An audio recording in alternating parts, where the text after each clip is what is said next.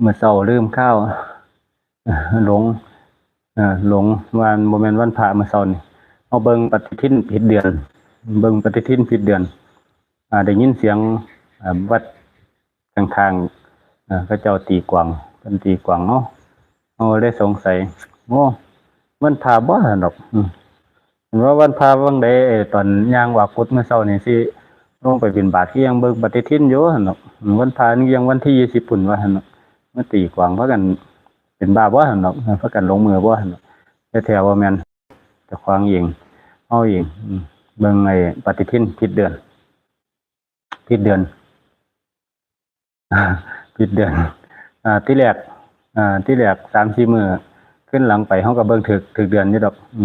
เบิ่งถึกเดือนอยู่ไปเบิ่งของเดือนพฤษภาคมล่ะก็ฮู้อยู่วันที่19มาที่นี่มื้อเช้านี่ไปเบิ่งอีกเที่ยนึงเอ้ามันวันที่20มันก็คิดสงสัยอยู่นะเฮาย่างออกมาก็คิดสงสัยอยู่วันพระมันที่แรกเฮาเบิ่งวันที่19มันเฮาจำผิดแล้วเนาะมันคือจังง่ายมื้อไปหั่นเนาะอ้อพอฉันเขาแล้วยังมื้อเช้ากลับไปกลับไปเบิ่งอีกอ้าวหามึงเอ้ยหั่นเนาะเบิ่งปฏิทินผิดเดือนผิดเดือนผิดเดือนขาดเกินกัน มื้อนี้ก็เป็นวันสำคัญทางพระพุทธศาสนาเฮาเป็นวันถ้าเว้าตามภาษาชาวบ้านก็เป็นวันคล้ายวันประชุมเพลิงของสมเด็จพระสัมมาสัมพุทธเจ้าในสมัยพุทธกาลก็คือมื้อนี้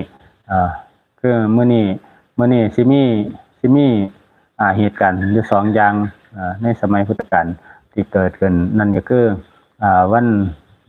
คล้ายวันประชุมเพลิงองค์สมเด็จพระสัมมาสัมพุทธเจ้าแล้วก็เป็นวันที่พระมารดาของเจ้าชายสิทธัตถะเพิ่นได้สวรรคตในมื้อเดียวกันนี้เป็นจังซั่น ก็เป็นวันสำคัญอีกมื้อนึงเป็นวันสำคัญอีกมื้อนึงที่ชาวพุทธบ่ค่อยรับรู้ปานใดเป็นวันคล้ายวันประชุมเพลิงของสมเด็จพระสัมมาสัมพุทธเจ้าเด้อแล้วก็ตรงกับมื้อเป็นวันที่พระมารดาของเจ้าชายสิทธัตถะทรงสวรรคตหรือพระมารดาของสมเด็จพระสัมมาสัมพุทธเจ้าเป็น2มื้อที่คล้ายคลึงกันเป็นวันสำคัญเป็นวันสำคัญที่เฮาชาวพุทธจำบ่ได้ส่วนหลายจำบ่ได้บ่รู้เพราะว่ามันก็บ่แม่นวันหยุดในราชการพร้อม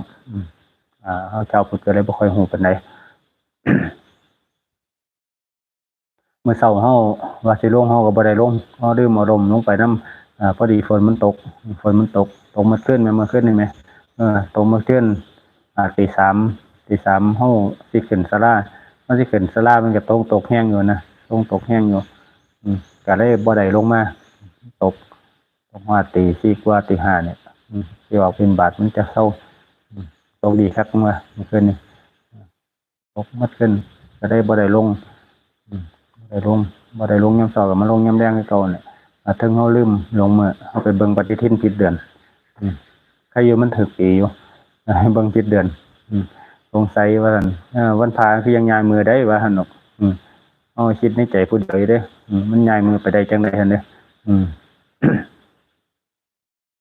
มาอยู่นี่ก็กลับมาน่าสิครบอาทิตย์แล้วล่ะ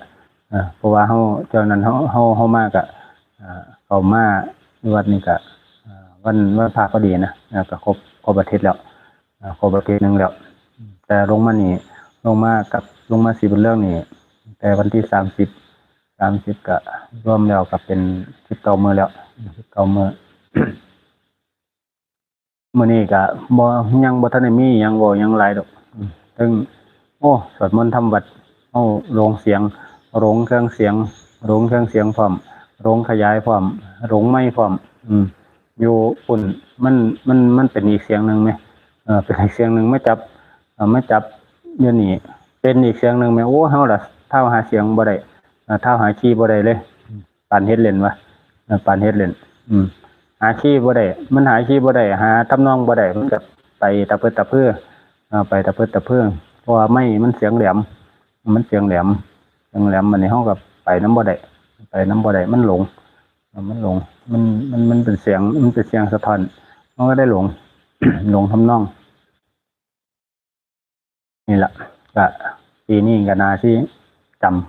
ำอยู่นี่แหละจำพรรษาเพราะว่าปีที่แล้วเขาก็จำอยู่นี่ก็เงียบดีเงียบสงบดีพรรษาเงียบสงบดีเป็นสถานที่ปฏิบัติธรรมดีได้ดีได้ดีอยู่สถานที่นี่เนี่ยเขายอมรับได้ว่าปฏิบัติธรรมขึ้นดีปฏิบัติธรรมขึ้นดีการนั่งภาวนาการนั่งสมาธิการเดินจงกรมการฝึกการปฏิบัติการภาวนาอยู่สถานที่นี่ดีดีปฏิบัติขึ้นเร็วเพราะว่าอากาศมันโปร่งมันอากาศมันโล่งมันสบายเย็นสบายแล้วมันก็ไม่มีเสียงยังเสียงดังรบกวนนะก็มีแต่เสียงนกเสียงลมอยู่จังซี่มันก็เลยเฮ็ดให้จิตให้ใจเฮาผ่อนคลายเฮ็ดจิตใจผ่อนคลายเวลานั่งสมาธิจังซี่ที่จังเฮาว่าน่ะบ่ว่าสิเป็นนั่งในกุฏินั่งอยู่ไอ้ศาลาเกาะกลางน้ำมันก็เย็นกายสบายใจนะคือมันปล่อยว่างได้เร็วพุ่นนะปล่อยว่างได้เร็วเฮาอยู่นี่เฮาบ่เคยออกไปไสเด้คือเฮาก้าวขาออกวัดตั้งแต่เวลาเฮาออกไปบิณฑบาตแค่นั้นไปแค่นั้นแล้วกลับ บ่ค่อยออกไปไสแล้วอีกอย่างหนึงว่ามันจะอยู่ทั้งนอกสาระกลางน้ำเกาะกลางน้ำเฮาก็บ่ค่อยไปนั่งปานใดเพราะว่าปอดเฮาบ่ค่อยดีปานใดนะถือความชื้นแนวเฮาก็เลยบ่ค่อยออกไปนั่งปานใดแต่อากาศเย็นดีแท้นะมื้อนั้นอากาศเย็นดีแท้นั่งสมาธินั่งหยังสิยามค่ำยามคืนนั่งสมาธินั่งภาวนาสิปฏิบัติธรรมขึ้นเร็วมันเงียบมันสงบมันพิจารณาธรรมมันมีสิ่งมารบกวนนะแต่ส่วนหลายเฮาสิอยู่ในกุฏิเฮาอยู่ในกุฏิเพราะว่าเฮาออกมาเถอะอากาศข้างนอกแล้วเฮาไอเฮาแพ้อากาศเพราะว่ามันก็สายใหญ่บ่ล่ะลมมันก็มัดมือลมมันมัดมือจังซี่มันพัดไอน้ำขึ้นมาจังซี่เฮาหายใจเข้ามันก็เฮ็ดให้เฮาเจ็บคอเนี่ยเจ็บคอเนี่ยหายใจลำบากแน่ไปจังซี่นะเฮาก็ได้บ่ค่อยออกกุฏิปานใดเฮาได้บ่ค่อยออกกุฏิปานใดออกมาเฉพาะเวลาเฮามาเฮ็ดกิจวัตรจังยามแลงเฮาช่วงบ่าย 2 โมงสิเฮาออกมากวาดใบไม้ทำความสะอาดศาลาทำความสะอาดตามถนนปัดกวาดเฮาออกมาแค่นั้นแล้วก็ช่วงเฮาออกมาทำวัดหรือว่าช่วงเช้าช่วงเฮาออกไปบิณฑบาตฉันเสร็จแล้วเฮาเข้ากุฏิเลยเข้ากุฏิเฮาอยู่ในนั้นเอาพอเดินจงกรมเฮาก็เดินในกุฏิเอานะเฮามาเดินข้างนอก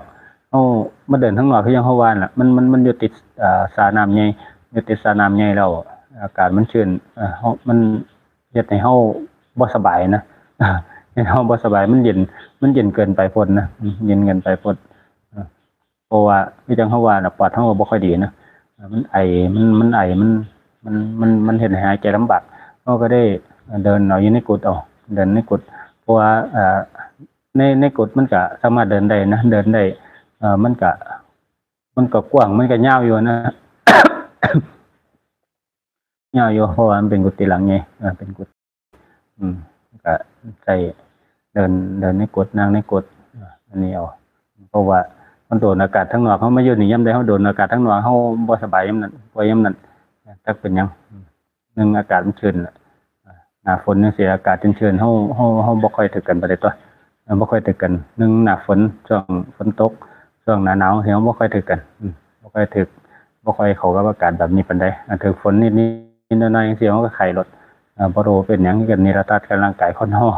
มันบ่แม่นของเฮายังว่ามันบ่แม่นของเฮาร้อนกับมันกับเวลาพิจารณาธรรมเวลาพิจารณาเบิ่งตำราเล่มนี้ทัดกับร่างกายเนี่ยทัดกับร่างกายมันก็พิจารณาได้ดีคือกันล่ะอยู่ในสถานนี้ที่เฮาว่าปฏิบัติธรรมขึ้นเร็วพอพิจารณาธรรมมันขึ้นเร็วเพราะว่าสภาวะธาตุของร่างกายเฮาสังขารร่างกายเฮามันก็คันบ่แล้วมันก็อ่อนแออยู่นะอ่อนแอแน่อยู่ออกมาถืออากาศเย็นๆชื้นๆแน่ก็บ่ไหวถือฝนแน่ก็ไข้จังซั่นนี่มันก็ได้เฮ็ดให้เวลาเฮานั่งสมาธิเฮาพิจารณาธรรมมันเห็นธรรมได้เร็ว ถ้ามันขึ้นเร็วถ้ามันเกิดขึ้นเร็วเพราะว่าเฮาพิจารณาจากตำราเล่มนี้ได้เฮาพิจารณาจากความจริงในตำราเล่มนี้ได้เฮาไปพิจารณาเบิ่งอาการต่างๆในธาตุขันธ์ร่างกายเฮาได้ในสิ่งต่างๆนี่มันเกิดขึ้นสิ่งใดมันเกิดขึ้นเพราะหยังสิเฮาก็เห็นเฮาก็รู้เฮาก็เห็นนะมันก็พิจารณาได้เร็วพิจารณาได้เร็วปัญญามันจะเกิดได้เร็วถ้าเป็นอย่างให้ดีนี่เฮาก็อยากออกมานั่งอยู่ข้างนอกนั่งอยู่ข้างนอกนั่งสมาธินั่งเดินจงกรมเฮาก็อยากออกมาเฮ็ดอยู่ข้างนอกไปเด้แต่เฮาบ่สู้ปานใดบ่สู้ดีปานใดถ้าร่างกายสังขารบ่ไหวสังขารบ่ไหวสู้กับอากาศเย็นๆชื้นๆบ่ไหวบ่ไหวอีหลียิ่งหน้าหนาวหน้าฝนนี่โอ้ที่เฮาไอบ่เซานี่โอ้มันก็เกี่ยวกับปอดนี่ปอดคนเฮาสิ่งต่างๆอาการซ้ำซ้อนในร่างกายบ่ว่าเป็นสิ่งต่างๆของต่างๆในสังขารร่างกายคนเฮามันบ่มีหยังเป็นของเฮาถ้ามันเป็นของเฮามันก็บ่เจ็บบ่ปวดบ่เป็นไข้บ่เป็นนั่นเป็นนี่ให้จิตให้ใจเฮาว่าทรมานนั่นมันเป็นจังซั่น นี่ตำราเล่มนี้ที่เฮาว่ามันสอนให้เฮาได้เรียนรู้บ่ว่าจะเป็นทุกข์บ่ว่าจะเป็นสุขทุกข์มันเกิดขึ้นชั่วขณะใดมันเกิดขึ้นโดนปานใดสุขมันเกิดขึ้นมันเกิดขึ้นโดนบ่เวลามันหายไปมันเป็นจังไดทุกข์มันก็เข้ามาแทนถ้ามองให้เห็นภาพเนี่ยก็เวลามีเงินมีทองจังซี่ซื้อสิ่งของดีๆเข้ามาให้มันกินจังซี่สังขารร่างกายมันกินเข้าไปจังซี่มันก็มีความสุขเวลาบ่มีเงินบ่มีทองจังซี่มันก็เป็นทุกข์นั่นยังเป็นทุกข์จิตมันสภาวะสังขารร่างกายนี่มันเป็นทุกข์แล้วบ่พอมันยังดึงเอาจิตเฮาเข้ามารัดติดกับมันให้มันลุ่มหลงในกองทุกข์กองกิเลสกับมันให้จิตเฮาเป็นทุกข์เลยนำนั่นมันเป็นจังซั่นมันก็ต้องแยกกันออกมันออกว่าจิตกับสังขารธาตุขันธ์ร่างกายนี่มันคนละอย่างกันเพียงแค่เฮาดวงจิตเฮานี่มันมาสิงสถิตในธาตุขันธ์ร่างกายนี่ที่เฮาเอาไว้เป็นตำราไว้ฝึกปฏิบัติไว้ภาวนาไว้พิจารณาธรรมแค่นั้นเอง จังเขาว่าคนทั้งมื้อนี้แล่นหาจักแล่นหาหยังแล่นหาครูบาอาจารย์จังซี่แล่นหาจังได๋ก็บ่พอแล่นหาจนฮอดมื้อตายก็บ่พอเพราะว่าจิตมันบ่น้อมรับเอาสิ่งใดๆก็ตามไปเห็นผู้นั้นก็นับถือเป็นครูบาเป็นอาจารย์ช่วงอยู่นำเพิ่นก็โอ้ยกย่องบูชาดีหลายพอจากเพิ่นไปก็บ่ดีนั่นไปอาจารย์ผู้ใหม่นี่จิตพวกนี้คนพวกนี้นี่คือมันก็บ่เข้าท่าปานใดเพราะว่าจิตนึงคือจังเฮาว่าน่ะจิตมันยังบ่ทันได้เห็นจิตมันยังบ่ทันได้เห็นธาตุขันธ์ร่างกายเจ้าของจิตมันยังบ่ทันได้เกิดปัญญาจิตมันยังโง่เขลาอยู่โง่เขลาบ่ปัญญาอยู่มันเป็นจังซั่นมันเป็นจังซั่นเพราะว่าคือจังเฮาบอกกันล่ะครูที่ดีที่สุดอาจารย์ที่ดีที่สุดนั่นคือธาตุขันธ์ร่างกายแม้แต่หมอจังซี่ก่อนเขาสิเป็นหมอเขาก็เรียนรู้ผ่าศพผ่าร่างอาจารย์ใหญ่ก่อนผ่าร่างอาจารย์ใหญ่ศึกษาในร่างกายทุกสิ่งทุกอย่างเนื้อหนังเอ็นกระดูกสิ่งต่างๆในสังขารร่างกายของอาจารย์ใหญ่นั่นมันเป็นจังซั่นที่เฮาว่าสังขารร่างกายนี่มันเป็นแค่ตำราเล่มนึงเอาไว้เรียนรู้จังได๋ก็เรียนรู้บ่จบบ่สิ้นเป็นประโยชน์ทั้งนั้นเป็นประโยชน์ทั้งนั้นเมื่อดวงจิตนี่มันถอดมันออกมันเศร้าสิ่งศักดิ์สิทธิ์ธาตุขันธ์ร่างกายนี่มันก็เหลือแค่ร่างใดวิญญาณมันเป็นจังซั่น นี่ที่มันบ่เป็นของเฮาเคยสอนเน้นอยู่เน้นเที่ยนึงในเรื่องการพิจารณาเห็นถึงว่ามันเป็นจริงของธาตุขันธ์ร่างกายนี่จากเมื่อนึงเมื่อดวงจิตเฮาถอดออกจากธาตุขันธ์ร่างกายนี้นั่นก็คือจังได๋มันก็ตายแท้ๆมันหนีไปบ่ได้เฮ็ดจังได๋มันก็หนีไปบ่ได้การเจ็บไข้ได้ป่วยนี่การเจ็บไข้ได้ป่วยนี่คือกันเวลานั่งสมาธิมันพิจารณาธรรมได้ดีในอาการต่างๆไข้มันเกิดขึ้นอาการเจ็บคอมันเกิดขึ้นตอนใดมันหายไปตอนไหนตอนมันตั้งอยู่มันทรมานขนาดใดนั่นคือเฮาออกมาพิจารณาให้มันเห็นเป็นธรรมเป็นรูปเป็นธรรมในหมดนะเนี่ยคู่ที่ดีที่สุดนั่นก็คือสังขารธาตุขันธ์ร่างกายคนเฮานี่บ่ต้องไปแล่นหาหยังแค่ปรับเปลี่ยนใหม่ให้พยายามน้อมจิตให้มันบริสุทธิ์ด้วยศีลน้อมจิตให้มันเข้าถึงศีลน้อมจิตให้มันเข้าถึงศีลเพราะว่าเฮาเคยบอกแล้วว่าศีลนี่มันเกิดขึ้นเป็นปกติอยู่แล้วเกิดขึ้นในจิตในใจเป็นปกติอยู่แล้วเพียงแค่จิตนี่มันน้อมเข้าไปหาศีลน้อมเข้าไปหาศีล พยายามเอาจิตที่บริสุทธิ์ได้สิ้นเข้าไปตั้งมั่นในสมาธิคือการนั่งสมาธินั่นล่ะนั่งสมาธิพิจารณาภาวนาน่ะนั่งเอาจิตที่บริสุทธิ์ได้สิ้นเข้าไปตั้งมั่นในสมาธิ พยายามเฮ็ดให้จิตมันเกิดปัญญาก็คือค่อยๆเอาดวงจิตที่มันบริสุทธิ์ได้สิ้นน่ะที่มันตั้งมั่นในสมาธิน่ะเขามาพิจารณาในธาตุขันธ์ร่างกายในสังขารร่างกายพิจารณาเบิ่งเล็บหัวหนังขนสิ่งต่างๆในธาตุขันธ์ร่างกายหนังเลือดเอ็นกระดูกจังซี่การเย็บแผลได้ป่วยตรงไหนมันเจ็บตรงไหนมันเป็นบาดเป็นแผลตรงไหนมันเป็นฉีกตรงไหนมีขนมีนั่นมีนี่ตรงไหนมันมีห้อยขีดข่วนตรงไหนมันเป็นมันเจ็บมันปวดมันทรมานให้พิจารณาค่อยพิจารณาไปเดี๋ยวมันจะเกิดปัญญามันก็ค่อยเกิดปัญญาขึ้นเองนะนี่คือเอาจิตฝึกให้จิตที่บริสุทธิ์ได้สิ้นที่เอาไปตั้งมั่นในสมาธิเอามาพยายามใส่มันออกมาในทางปัญญาพยายามเฮ็ดให้มันเกิดปัญญามันได้นะมันเกิดปัญญามันได้เมื่อมันเกิดขึ้นแล้วมันสิ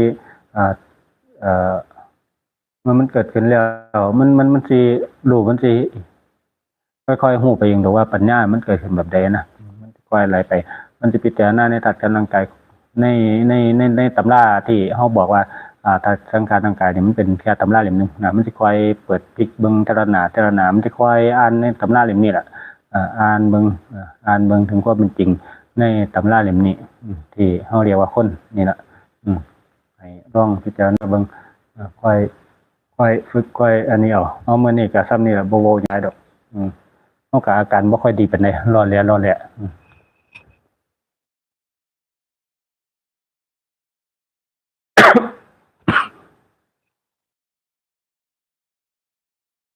อะระหังสัมมาสัมพุทโธภะคะวาพุทธังภะคะวันตังอะภิวาเทมิ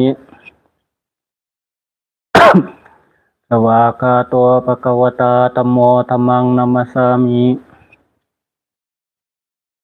สุปฏิปันโนภะคะวะโตสาวกสังโฆสังฆังนามามิ